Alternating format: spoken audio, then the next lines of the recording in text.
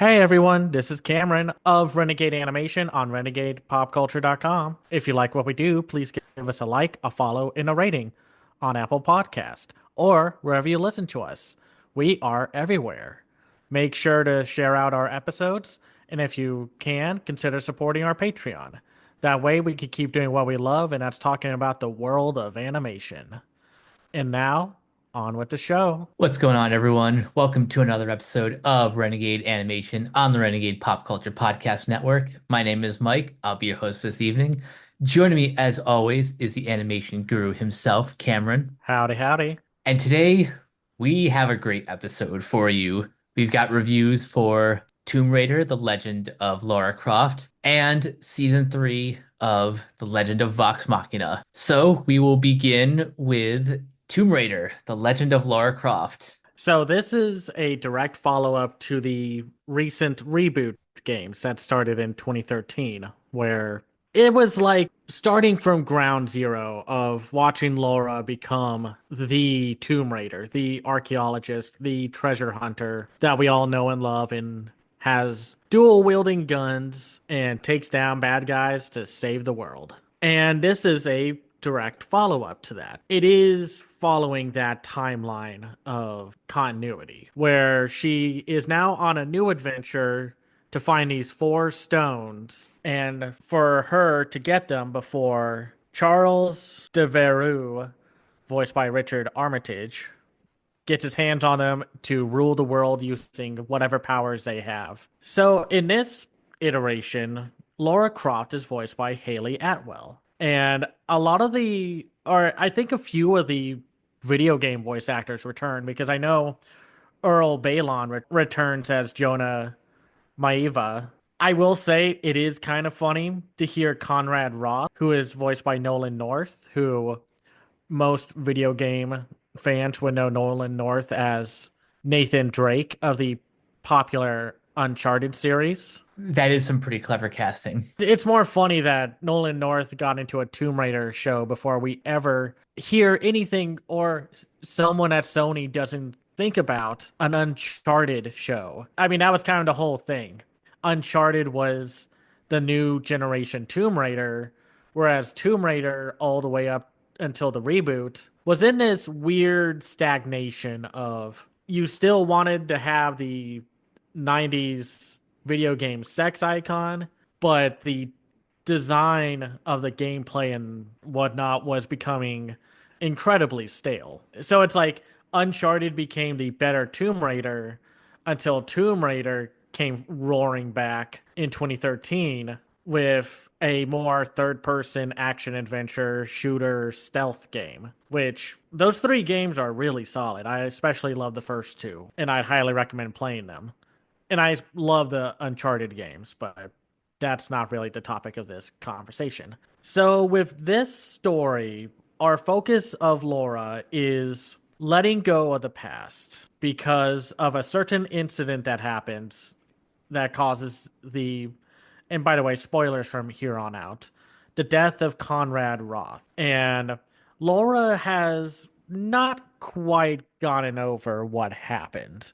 Everyone else is moving on except for her. She still holds on to all that guilt and trauma that happened on a previous mission of theirs. Yeah, she definitely has a bad case of survivor's guilt throughout this series. And what I find so interesting about these 8 episodes is a lot of the first half is Laura coming to terms with what happened and how it wasn't her fault, even though her friend Jocelyn Reyes continues to say that it was her fault. And we see like a divide of friendship.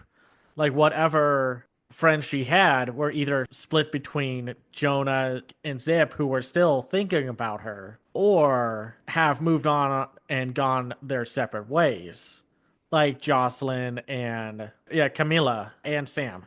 So it was interesting to see where they would take this story. I will say the one little issue I had with this, and it's not even like an animation thing. I mean, I can talk about how sometimes the compositing of the CGI environments with 2D Lara Croft looks a little clunky, but that's only been an issue like at the very end on the final episode. And I'm not going to complain about that because, she saves the day and then the people were like, what if we throw a dinosaur fight?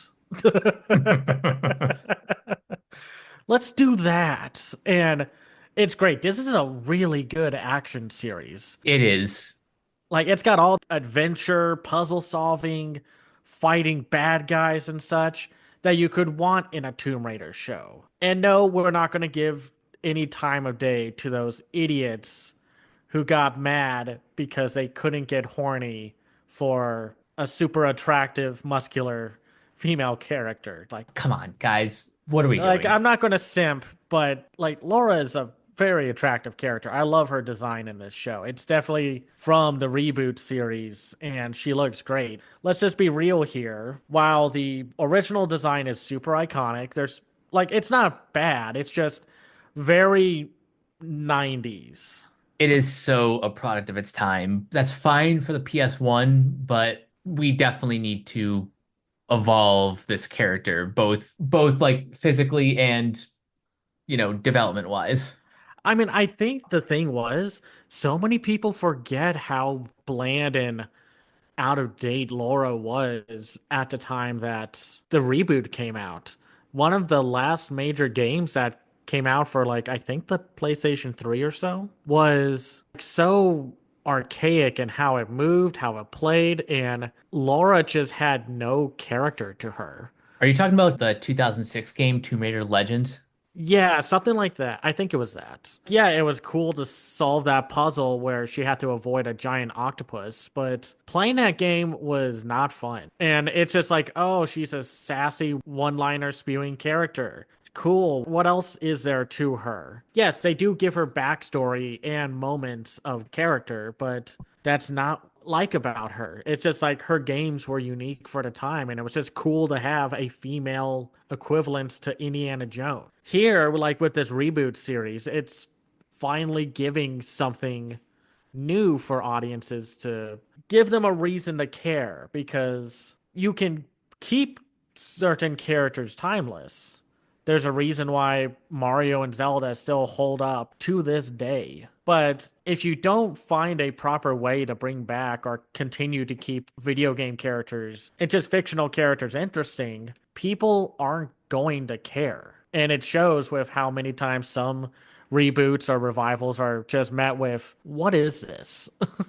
Why did we bring this back? We cannot be at this point of the desperation for nostalgia to be at the bottom of the barrel for whatever nostalgic properties we have left. The thing about this show is very much Laura's journey of letting go of everything. And it works out pretty well with her finding a new inner strength to move on past incidences. Even though I feel like at the halfway point of this show, like when she and Jonah are at that like temple in China that's been turned into a tourist spot, Hmm. it becomes a little too lightweight for the show. Like, I think the tone could have worked better. It's mostly serious, but there are mixes of campy and more lightweight stuff. I love the moment where she's trying to avoid these tourists trying to take photos, and they're just like, oh, look, oh, wow, this nice Australian lady's gonna take our photo. And it's just like, God dang it. Just that look on her face. It's like, oh, I'm stuck here. Gonna grit my teeth and get through with it. I actually kind of appreciate the levity in that episode that they think they're in this like holy area, but it turns out no, it's just a theme park. I do think it's funny how she says like, "Ah, great. Now I gotta go to the most garbage place in the world." And it's Paris.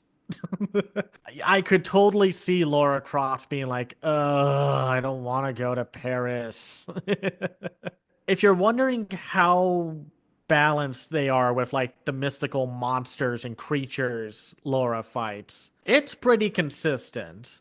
Like she fights normal humans, but she does encounter mystical creatures. And like I said, at the very last episode, she fights a freaking dinosaur at the end. So I'll admit, I was a little bit unprepared for how supernatural the show would go because I haven't played any of the reboot games. I wasn't quite sure how deep into the supernatural Tomb Raider got, but then I kind of remember what the older games were like, and yeah, no, it all adds up. the thing about the older games were that they were like pulp adventure novels.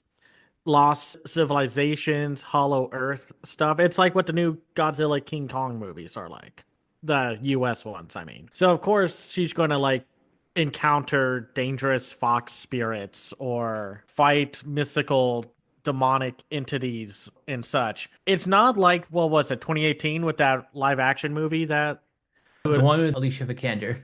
yeah, and the Walton Goggins. Those two carried that movie, even though it was an extremely generic, boring action movie. And where like the stuff that you wanted to see was at the very end, and there just wasn't much of it. Like Tomb Raider is all about the pulpy action adventure stuff to the point where it was more jarring when Uncharted delve into that. Like Uncharted was the more grounded Tomb Raider. Tomb Raider was the more pulpy action stuff. I mean, that's why the people like the first Angelina Jolie Tomb Raider movie. That fight where she encounters the giant statue is so fun because that's what Tomb Raider was. So you had to keep that spirit. But I do like a lot of the characters in this adaptation, this continuation of the story. They keep Laura like pretty complicated and messy, which is always good. Always good to have a compelling hot mess of a character. Hmm. I like that the characters do call her out at times. Like Laura is so driven by revenge and rage that she almost gets herself killed and her friends killed multiple times. And even Charles, the main villain of the group, which I found so interesting that he doesn't make it to the end of the first season. Like there's a second season, it's been confirmed. But he gets taken out of the picture by the seventh episode. I thought that was very interesting how it goes from a cat and mouse chase of trying to take down Charles before he uses all the mystical powers to bring the world to an end. And then the last episode is all about capping off Laura's personal journey of growth. Yeah, it's a bit surprising. Just what a great job Richard Armitage did voicing Charles Devereaux, but also that he doesn't make it through the whole season. Yeah, it's like Indiana Jones in some regard. You expect the villain to die right at the very end, or doesn't make it at the very end. I mean, it depends on the Indiana Jones movie you watch. Like The Last Crusade, our big bad villain doesn't make it to the end. He dies within the last third, and then it's all about Indiana Jones and his bond with his father. Actually, that's a good example of how to describe season one. It's like The Last Crusade in terms of story structure in some ways. And the animation looks great. Powerhouse, which is the animation studio here in Austin, does a lot of good work, even when I'm not fully on board with their series. Like I said, I'm still not a huge fan of Kong Skull Island or whatever that series was called. But here, it's like I'm back on the love train for Powerhouse. Even though, like I said, the very end fight with the dinosaur does look a little clunky, but it's only like one scene. Like, and again, a lot of this could be avoided if the animation industry let Powerhouse take their time to know how to make it look good instead of just like a weird, slightly blurry like environment with a polished 2D character model for Laura and the T-Rex on the one scene. Outside of that, I don't really have that many complaints. If you like Powerhouse's animation style, there's plenty to love here. This has great character designs. The human, well, they're all mostly human. Characters all look great. The action sequences, except for maybe that battle with the dinosaur, like the action is all well choreographed. The backgrounds are all just gorgeous to look at. Even like the design of all like the different ruins and temples. Exactly. It's a lovely looking show. Even like action set pieces for the most part cater to like good dynamic poses and camera angles. Like on Twitter recently, there was a whole talk about how in CGI animation, you have to learn how to animate the camera because when you can learn how to animate a camera like you can animate a character, you can do all of those cool dynamic shots that you can see. Like someone shared their CGI animation test for a Bionicles animation, and he said it's just a run cycle and then working with the camera. I don't really have that many complaints story wise for Tomb Raider. Like I said, I think the tone is a little clunky by this middle part, but they do try to keep it as lightweight as possible or when needed during these 8 episodes. And listen, I'm just not going to be mad at a show that ends with a dinosaur fight. You can't be mad at that. The little kid in me is just remembering watching Valley of Guanji and being like, oh my gosh, there are cowboys fighting and lassoing a dinosaur. Like, how am I supposed to be? It's way too cool of a visual, man. And the voice cast is good. Haley Atwell, who y'all would know as Agent Carter from the Marvel franchise, is good. Earl Balon is good. Alan Maldonado is good. The voice cast is great. I like Zoe Boyle as Camilla. Oh, yeah, she's great. And by the way, Alan Maldonado was also Rico from My End to 3. Oh, No, it was cool to see him again. And like Richard Armitage brings like a more nuanced villain portrayal, even though it's like Charles is still a bad person. Whatever sympathetic backstory you give him, he's still the bad guy. But yeah, Zoe Boyle's a lot of fun, and I like Stan Walker as Leo, and Roxana Ortega is great as Abby Ortiz. I love when she's like giving a huge duffel bag to Jonah, being like, "Listen, I got you like rock climbing gear, snow hiking gear, and a bunch of shotgun shells. Just I didn't know what was going to happen, but I gave you everything just in case." Like Stephanie Shea shows up a couple times, Karen Fukuhara as Sam, Brent Mukai, Ming Na Wen like show up. Xanth Hyun, who shows up as Daji, is great. Like it's a very good voice cast. Like I said, it's a fun series. We've talked about the deeper complexities of the character and how Laura deals with the trauma. It's all like really good. Do I think it's better than their Castlevania work? I think it's up there. I would say it's like second, maybe next to Seis Manos as like their second best series outside of the Castlevania work that they do. There's just something about the way they write and expand the world of Castlevania is so fascinating that it's hard to beat that. I will get caught up with the Castlevania series, but as far as what Powerhouse is doing with this show and even Skull Island, I like that they're embracing the action adventure genre as much as they are. No, same here. It's good to get more action series. I think we're getting them more now than ever. And I don't want to say it's because it's streaming, but I feel like there was that one point in the 2010s where everyone was like moving on from action shows. Like Young Justice was struggling, Symbionic Titan got canceled. Thundercats 2011 was an identity crisis in motion. Audiences were moving away from action because they weren't anime or Avatar or whatever. But now we are like way back into the world of the action genre in animation. So I'm happy about that. We can survive in a world where we can have both Centaur World and Tomb Raider, or you split it down the middle, Invincible Fight Girl. I rewatched the first episode again today.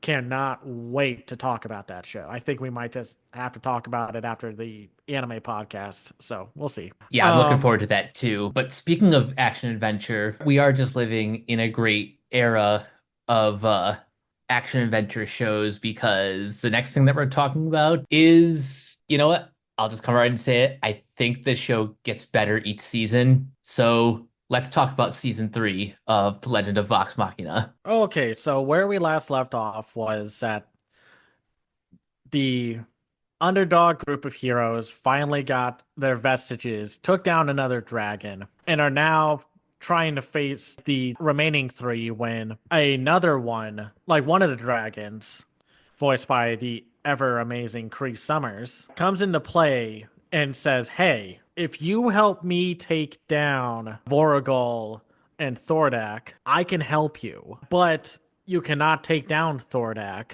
and not just because he's played by the late great Lance Reddick, but because you need another vestige, or as Grog would put it, a vesticle." Grog had some really funny lines this season. I very much enjoyed Travis Willingham's performance. And it is up to Vox Machina to maybe put their trust in this dragon named Raishan and hopefully find a means to an end to take down not only Thordak, but also a return of Anna Ripley. So here's the overall situation of this season. We're kind of back to a mixed focus season where Grog is probably the one character this season who doesn't get a character arc because, well, season 2 had his character arc. This time we are back to a Percival, Keyleth, Pike storyline. I mean, Scanlan and Vax get some focus, but if I had to pick the four main characters, it's Vex, Percival, Pike, and Keyleth of this season. Yeah. And that's not bad. It was just nice when season 2 had everyone growing as characters. Like they all got their time to shine, and they do. They all do. It's just since Anna Ripley's back, we know we have to focus on Percival trying to take her down, Vex working out the relationship dynamic between her and Percival. I am so glad that they adapted two different scenes from the tabletop campaign version of this show where Percival goes to talk to Vex and she just stands there naked in front of him. And then later on with the hot spring situation, which was probably one of the most viral moments from campaign 1. I can imagine why. Oh yeah, no, it's a laugh riot every single time it happens. We get more focus on Keyleth and her journey to becoming the head of the Windashari. And Pike goes through a question of faith because a lot of what this season's based around is the theme of trust. At least that was my takeaway from it. Can Percival and Vex trust each other and their romance to be able to have a relationship? Can Pike truly trust in the Everlight to help her find her way? Can Keyleth trust everyone to actually be on her side when she has every understandable reason to not trust a goddamn dragon who says, Hmm. "Hey, I might have some potential snake oil that could be useful." And Scanlan goes through more of a lack of responsibility arc of he feels like he hasn't done much to be with his daughter that he found out he had in the previous season. And I will say, while I do think this show is still a banger, it is great. It has good character moments, a lot of good laughs, like really good action. I think maybe this is the show to top American action shows in terms of like which ones have the best action. I would agree with that. But I do think they jam in a little too much. The big reveal was, and it's not even with this season, it's with what happened behind the scenes during production of this new season and with the upcoming Mighty Nine series, where Matthew Mercer told everyone, don't expect us to follow the same story that the campaigns do. We will change everything. That's what they do. But and who knows? Maybe they were worried that this third season might be the last season of the show, We'll get to that. so where they kill Voragol and Thordak. because, well, even if they knew they were getting a fourth season, they would have to find a way to pace this all out. They'd have to find someone or hopefully get all the lines from Lance Reddick because of his unfortunate passing from last year, or find someone who was going to be good enough to take over because, yeah, good luck trying to replace Lance Reddick. He was so good, man. Just an actor who was acting at 100% every time he was on screen. There's just a lot going on in this season. They learn more about, oh, what are their names? Allura and Kima's relationship. They encounter a new like ruler of a land when they go to Marquette. I think that's what it was, if I recall correctly. It's a lot. It's quite frankly a lot. And if they were going to do all of these plot lines, if they were going to cover the bases of the original campaign, they were going to have to cut the fat. The whole spice thing, the whole story arc of that, cut because they really trimmed off a lot of the fat of what was going to make sense with this adaptation. They weren't going to have Scanlan go through a drug plot line, but the exchange that we get is still very funny, where the guy is just like not getting the hint of, no, I don't want spice. It's like, do you spice? No, I'm looking for my daughter. Oh, does she spice? It's just like, get out of here, Matthew Mercer. The interesting thing is when they meet the ruler of that land that they're in, when they encounter Anna Ripley again. In the campaign, she's a bronze dragon. Like androgynously looking individual is a dragon in disguise. That's why they keep that little bit in. Like they don't do the whole reveal of it, but that's from the main campaign. That's the same character. And they were supposed to fight this big golem there to, face their trials to prove their innocence.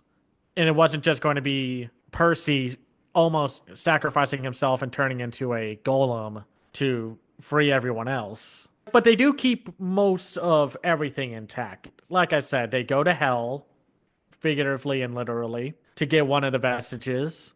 I forgot if they go through the same story arc of finding the vestige, but they do mix in a very cool bit of Critical Role lore with who Pike plays cards with.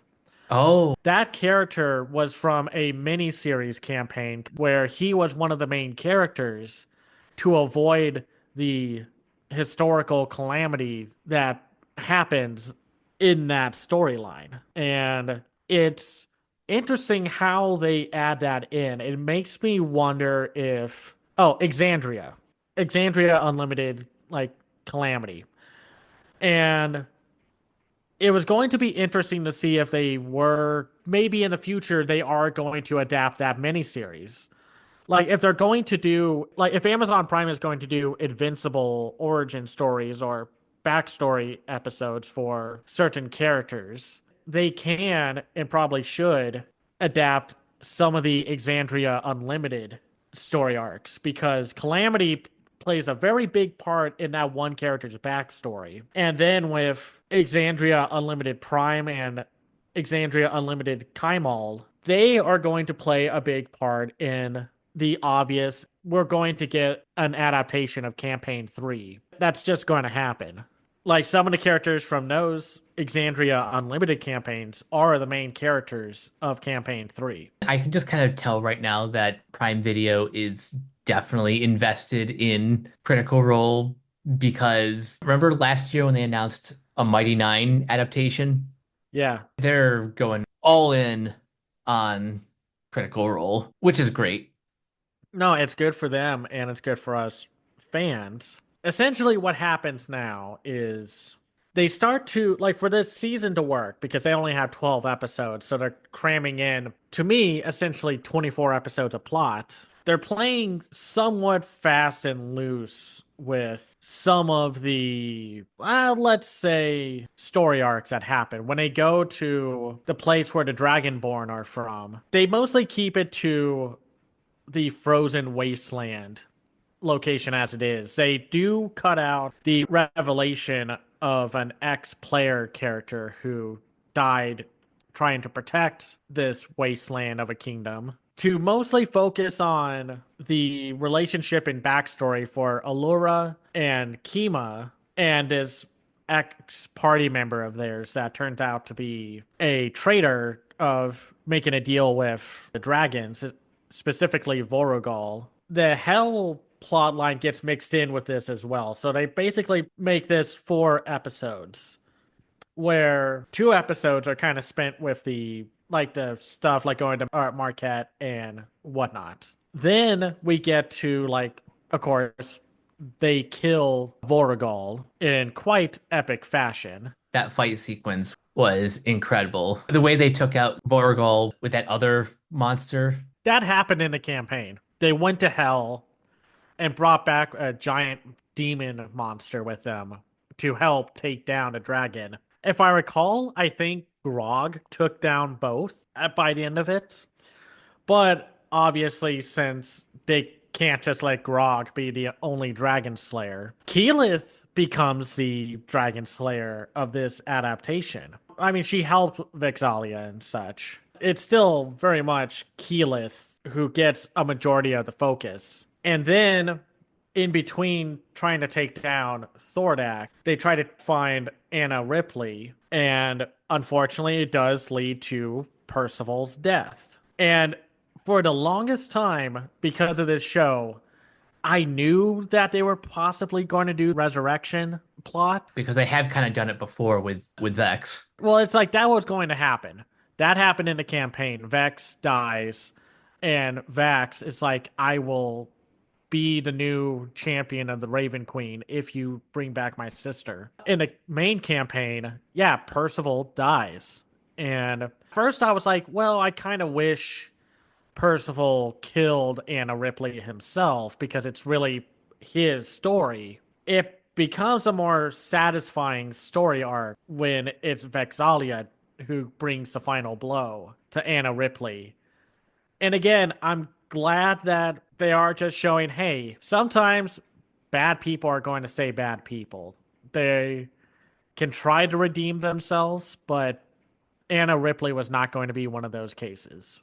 No. And it was just so heartbreaking to see Percival give her a second chance. And she's like, no, she used her skills for the worst of humanity. Instead of like when we see in her flashback where she's voiced by Kimiko Glenn. But there was no way that Anna Ripley was going to be redeemed. But I do find it interesting that in the campaign, like the live action campaign, a paladin was supposed to kind of help Keyleth with her war trauma, essentially, that she has like emotional baggage with. But this adaptation of the show is very picky about who they bring into the adaptation because the only guest characters, unless they do so with the next season, that have been brought on were Zara and Kashaw, voiced by Will Friedle and Mary Elizabeth McGlynn.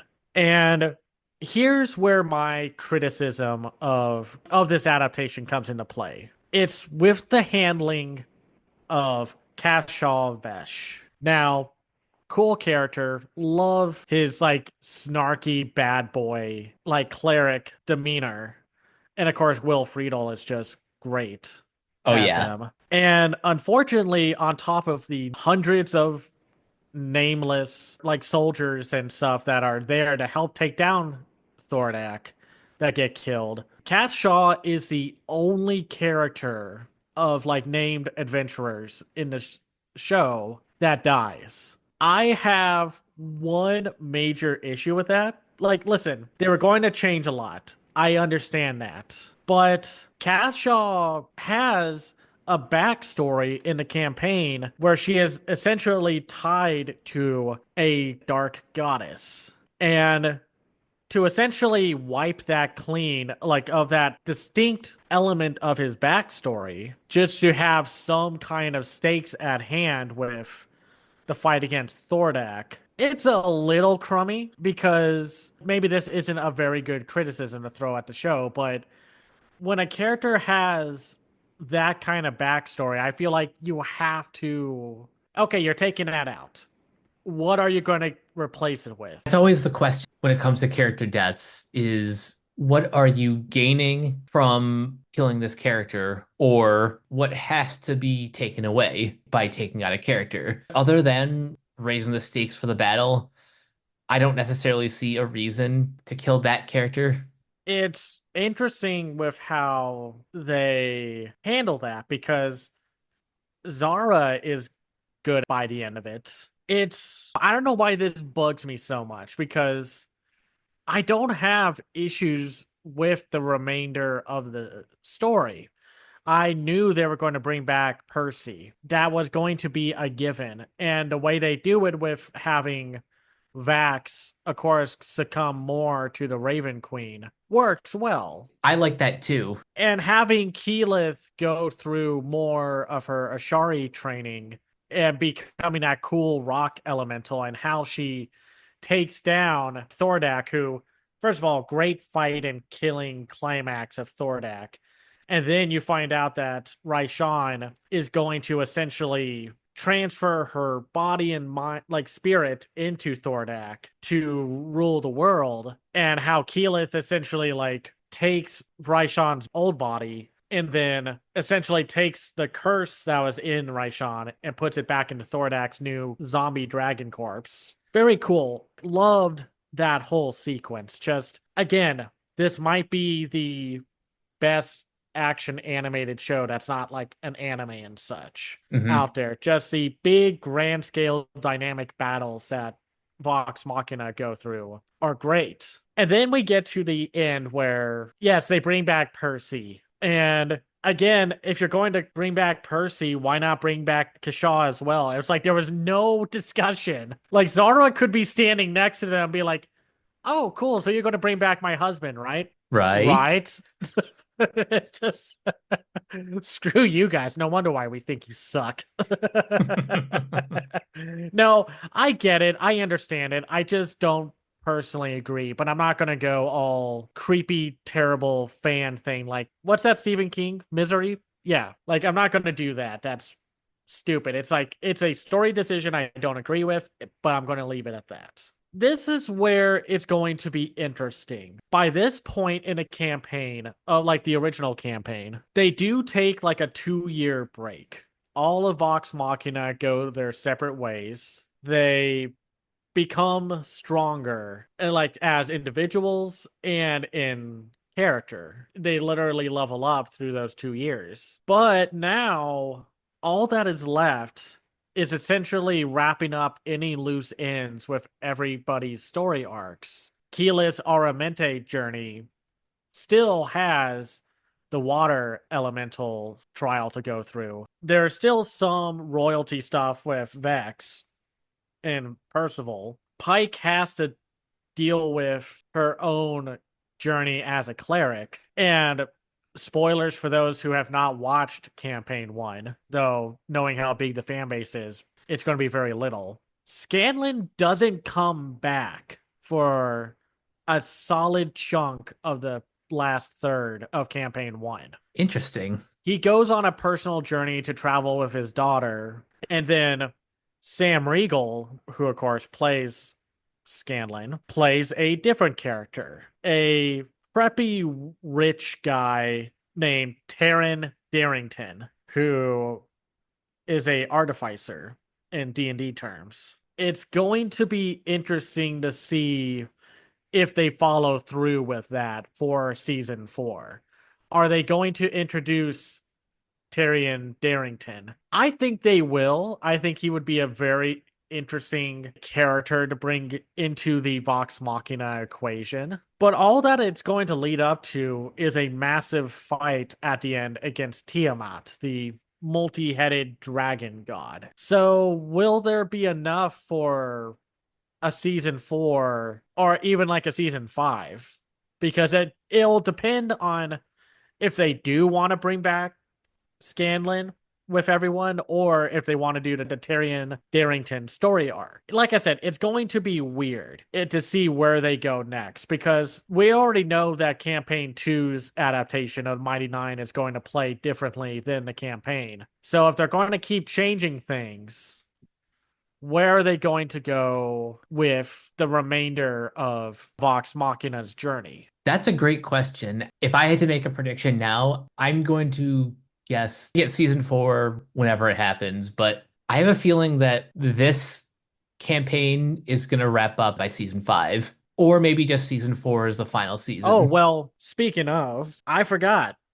They still have to deal with Vecna, or I think they call it the Whispered One, the cultist, and a whole plot that was introduced in season one at the very end of the Briarwood arc. Oh, that's right. So it's going to be interesting to see how much are they going to have Tyrion Darrington and the Vecna plot, because they're going to have to do that to wrap up everything. So they could either do two more seasons and then we'll be on our way with Mighty Nine, or they could wrap it up in one more season. But considering that we haven't heard that season four is going to be the last one, I'm going to assume they're going to do 5 seasons That sounds about right.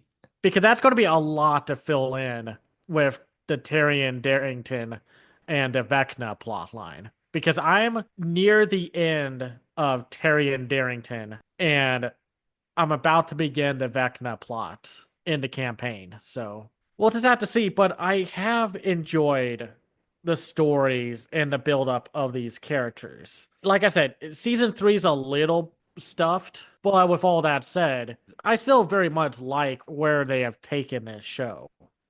Same. Let's just be real. There's no way they can adapt every single little part because all these campaign episodes are about like 2 to 3 hours. There are 115 episodes.